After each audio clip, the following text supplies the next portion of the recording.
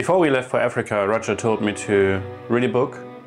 It's called Cry of the Kalahari, and it's about two scientists who decided to go into Central Kalahari and study the behavior of animals there, spotted hyenas to be exact. And he wanted me to read it to get a feel for where I was going.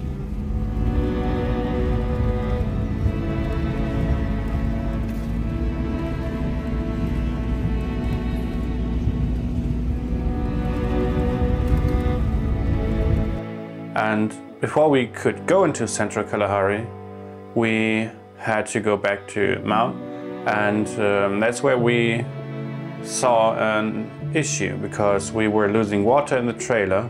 It has quite a big water tank, it's made of aluminum, and that was cracked.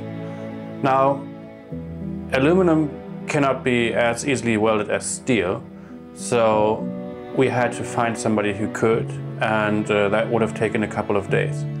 So what we decided to do was to drain the tank completely, then went to the grocery store, and in Botswana you can buy these big 5-liter plastic bottles of water.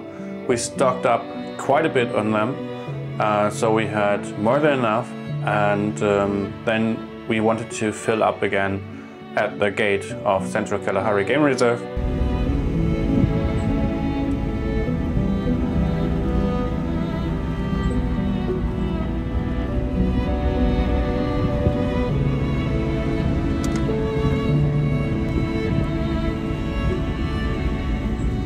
When we reached the gate, they told us we could fill up at the ranger camp, which we did.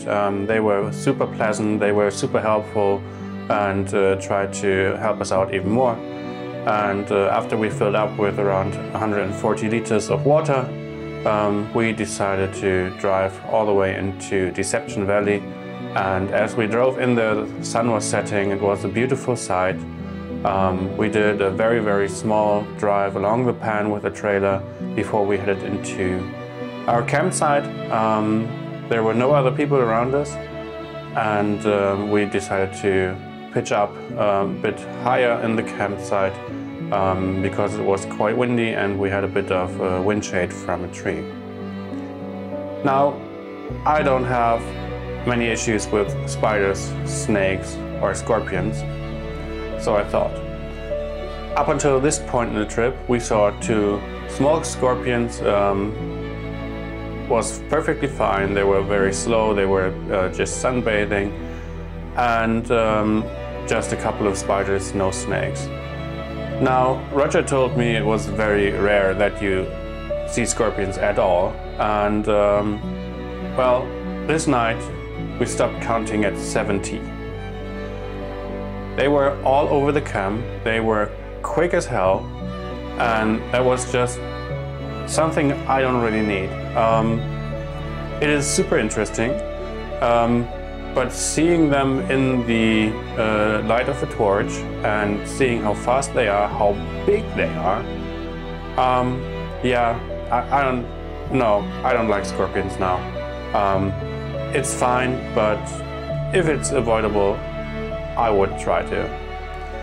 Now, the next morning we got up quite early and decided to do a big drive around Deception Valley, and also drove over to Leopard Pan, and there were just a few deer here and there, a couple of birds, but no other game. The Central Kalahari was bone dry. Everything seemed abandoned. It was very, very quiet. We drove around for, I think, 6 or 7 hours. We even got to a small waterhole. There was one eland there and a couple of birds hunting. Otherwise, no game. And also on the way back, we did not see anything. It was super abandoned. The couple of people we met on the way, they also have not seen anything. So our thought process was, okay, we can stay here for 3 or 4 days. That's what we were booked for. Or we could possibly go somewhere else. So when we went back to camp, we had a bit of food and discussed it and made the decision to abandon the Central Kalahari and drive over into the Kruger Park. That was a long drive. It's gonna take us 1.5 days to get there, but we decided to do so. Then on the way out, we took a different road from the one we were going in. The one we were going in was coming all the way down from Maun. The tar road was not too long, and then we drove for what it feels like forever along a fence in a straight line through deep sand. The other drive out was supposed to be more difficult, but turned out to be a lot more easy, until we had the slight issue. We were driving through very thick sand, very soft and thick sand, and to drive through with the trailer in tow and the truck, we have to go at a certain speed. And suddenly, you could not see it, without any warning, the soft sand turned into what felt like concrete. The car bumped up quite hard, and so did the trailer in the back. We stopped and were very confused and checked if everything was okay, which was the case. And we continued on driving. And in a side view mirror, I saw one of the wheels standing at an angle. I told Roger to stop and went out and checked out the rear axle of the trailer. And I leaned down underneath, took out my phone, took a picture, and yeah, the axle was bent pretty good. Now we're in the middle of nowhere, or there's hardly any people around, and we were lucky that it was just like 7-8 kilometers until the tar road, so it could have been way worse. And we limped with the car and the trailer all the way to the tar road, and then checked to where the next settlement was, and we prayed that they had a car garage so they could possibly fix the trailer. So turned out we were quite close to a town called Jacobs, and we took a left turn into the town, and after 300-400 meters we saw a car shop on the right side. Decided to turn in and ask if they could help us. I mean, the trailer is pretty massive and solid. It's very heavy, and they looked at it and were like, okay, yeah, we can do it. So we talked a bit with them, and in the end they started to tear the trailer apart. They took off the wheels and they started to take out the axle. Now, when they had the axle in the shop, they put it onto a bit of a higher position, onto wooden blocks, and they started hammering it with a huge sledgehammer. Now, that would be absolutely impossible to see in Germany. It would not be allowed. Nobody would come up with the idea, hey, let's hammer it. And they were going at it with 4 people taking turns for about a day, so 8 or 9 hours, until it was more or less straight. They fixed the tire because it wore out on one side pretty badly. And we decided to patch up everything until, in a way that we can drive over the border into South Africa, because the trailer manufacturer we were in contact with said he could pick it up roughly at the border or in Mokopane, and that's what our goal was. So we had to drive around 200 kilometers on tar road, so the wheel had to be more or less straight so it doesn't wear out completely, and that way we had to spend the night there in Jacobs in a small hotel, which was perfectly fine. And it was quite interesting to witness an African repair. At one point the electricity went out and they could not use their compressors, so they had to go up to their backup generator, The guys were super nice, super helpful. It was almost fun being there, although it being not that good of a situation, but we made the best out of it. And so our choice or our way out was from Jacobs, go to Kama Rhino Sanctuary because that is quite close to the border. Sleep one night there, maybe do a small drive in the evening or in the morning just with the car. Go over the border, drop off the trailer at a meeting point, and then just take the car into Kruger, because Kruger has the advantage that you don't need your own trailer. You can go into tented camps or into lodges.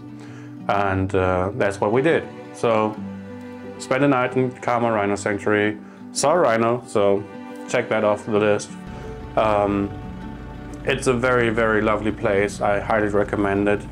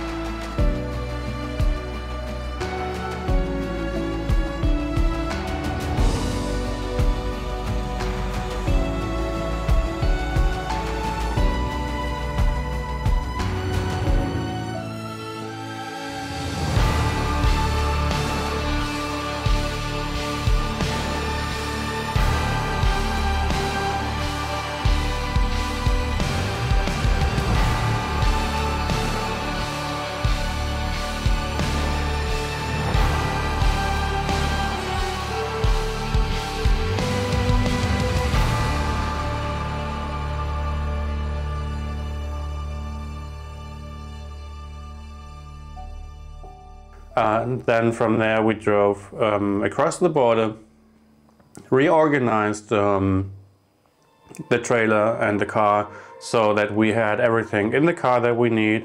Also everything concerning my luggage, my equipment, because obviously I would have to fly back, Roger would stay there. And from this point on, it was a bit cramped in the car, but we made it work. We lost the ability to cook because that was all in the trailer, but no problem. We decided to go into restaurants, and the rest camps and Kruger also provide food, so we're good on that. After we crossed the border, we dropped off the trailer. We made our way to Zanin, roughly an hour's drive before Kruger. It was a very nice little hotel with a very nice front desk employee who gave us some tips on where to go and what to do. We had a nice dinner in town and then decided to go to bed quite early and get up early the next morning and be at the gate when it opens. And that's what we did. And then when we entered Kruger National Park, nature looks quite different there to what I've experienced now in the Kalahari or in the Okavango Delta. You have hills, it's quite green and very nice. And we went through the gate and then decided to stay off the main roads and do a bit of the side roads.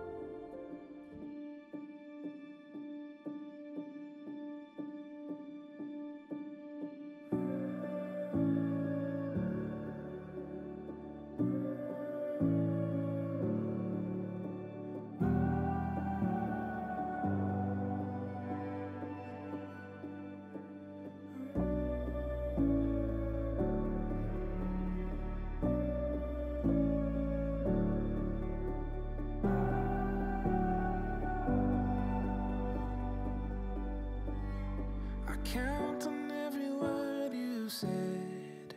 In the back of my mind I repeat them one by one. I need it when I'm falling apart, and bury my head in your hands and heart. I come undone. Want you close to me, close to me, close to me, oh close to me. When I don't have the words to breathe.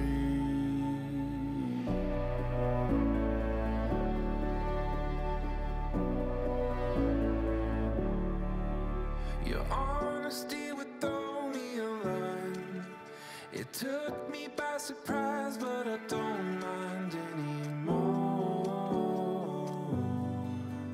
I'm wrestling with graceful poison, straining just to hear your voice in the noise. Want you close to me, close to me, close to me, oh close to me. When I don't have the words to breathe.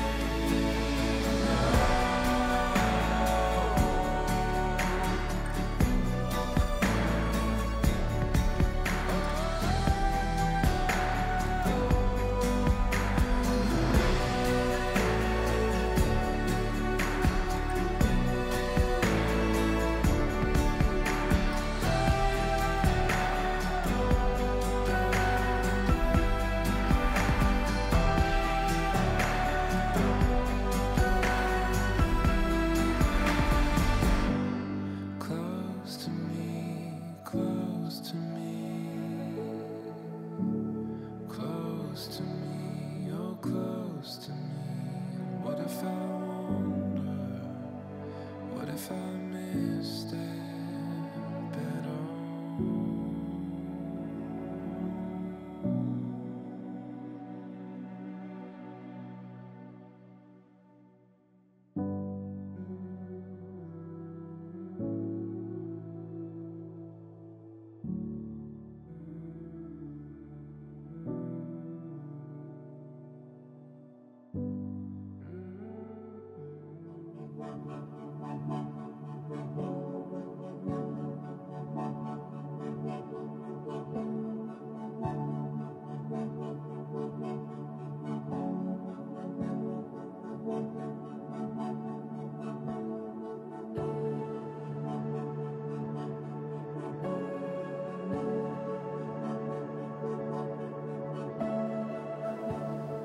Now, we drove through the Kruger Park all day.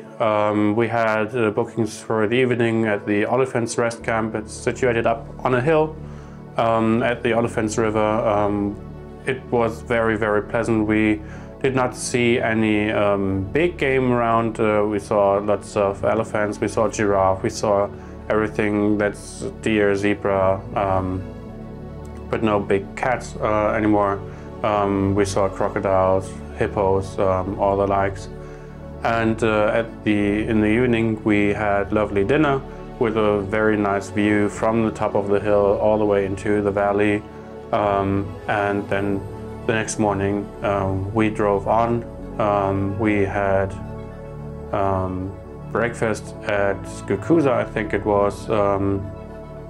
Did a little shopping for the day, just some couple of drinks and snacks in the shop, and then went on our way. And we also saw some lions again. We saw one on the right side across the river in the bushveld. Was quite hard to see and to spot, but we decided to stay a bit there. And then there were two big male lions walking across or along the street, and decided to have a little nap in the shade. So we got to spend, I think, in total 40-45 minutes with them before they went off into the bushes where we could not follow them anymore.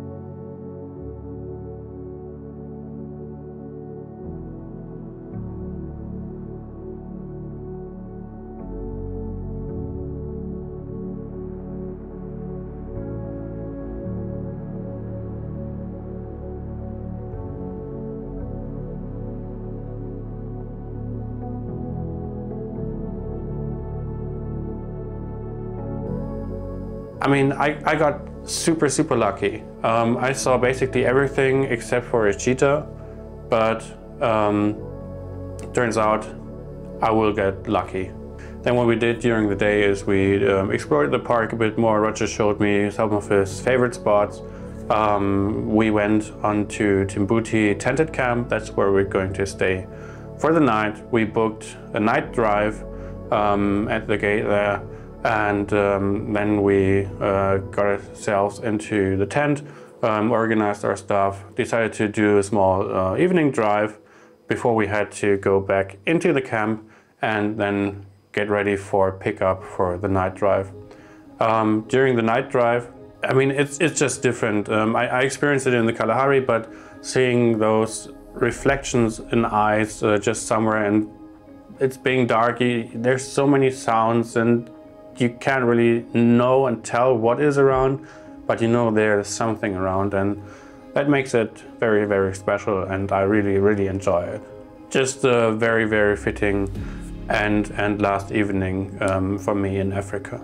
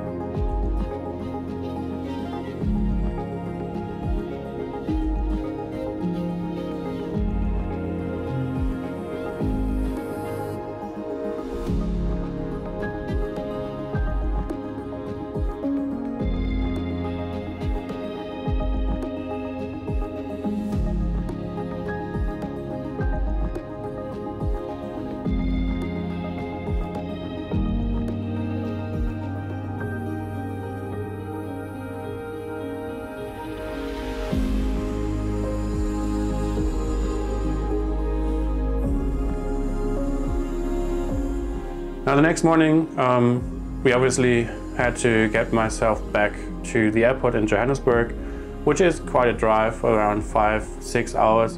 So we had an early morning, did a game drive, then decided to go quite a ways south to grab some breakfast. From there on out, we decided to do a small drive through the park, leave at Crocodile Bridge, and then head back to Johannesburg. On the way out, we saw a cheetah. We had another very nice encounter with an elephant.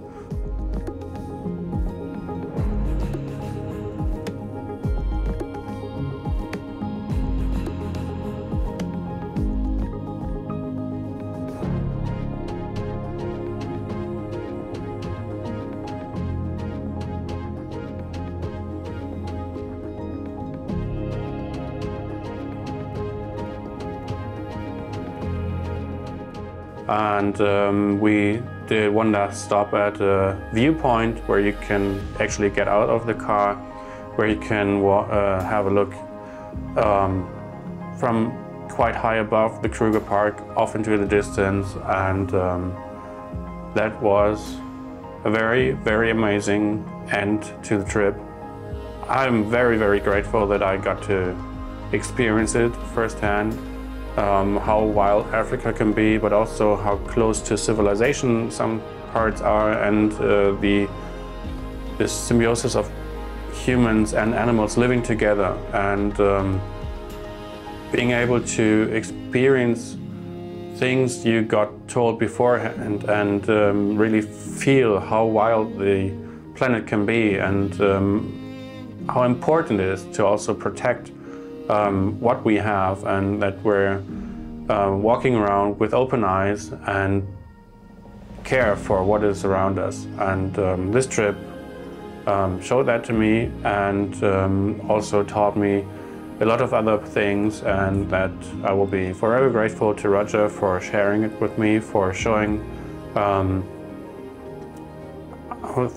his favorite parts of the world, and for being such an amazing person all around. And I'm looking forward a lot to upcoming trips, and you can be very sure I will go there again. And I will take you with me again. So thank you for watching. I hope you enjoyed it as much as I did, and see you next time around.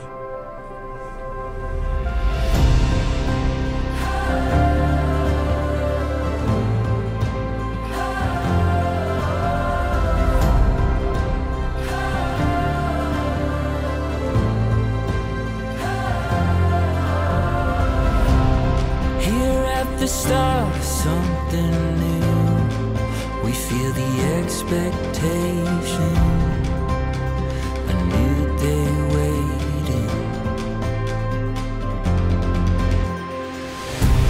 Sky full of light breaking through, we feel our hearts exploding, our story unfolding.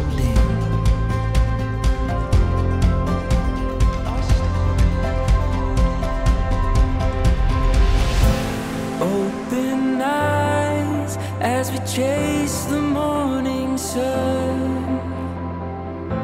Here and now, we've only just begun.